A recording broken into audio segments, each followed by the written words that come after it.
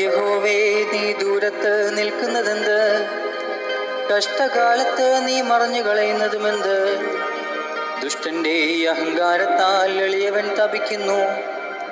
അവൻ നിരൂപിച്ച ഉപായങ്ങളിൽ അവർ തന്നെ പിടിപെടട്ടെ.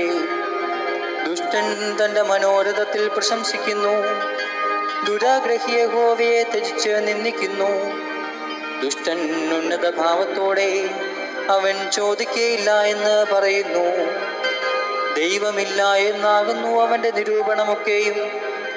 അവന്റെ വഴികളെല്ലായ്പ്പോഴും സഫലമാകുന്നു. നിന്റെ ന്യായവിധികൾ അവൻ കാണാതെ വണ്ണം ഉയരമുള്ളവ.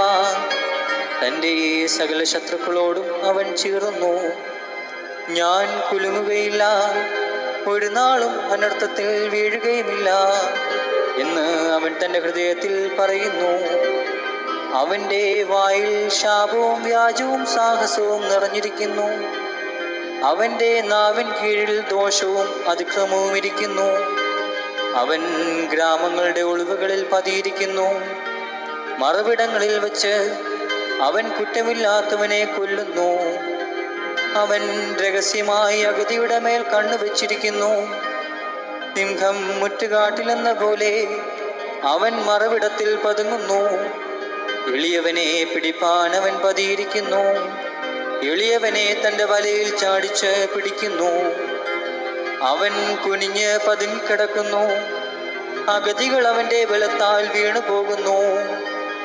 ദൈവം മറന്നിരിക്കുന്നു. അവൻ തൻ്റെ മുഖം മറച്ചിരിക്കുന്നു.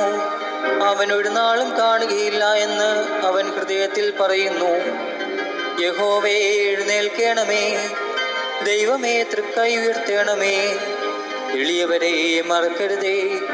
ദുഷ്ടൻ ദൈവത്തെ നിന്ദിക്കുന്നതും നീ ചോദിക്കയില്ല എന്ന് തൻ്റെ ഉള്ളിൽ പറയുന്നതും എന്തിന്?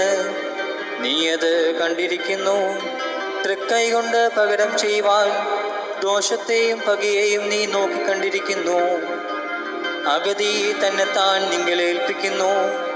അനാഥന് നീ സഹായിയാകുന്നു. ദുഷ്ടന്റെ ഭുജത്തെ നീ ഒടിക്കണമേ.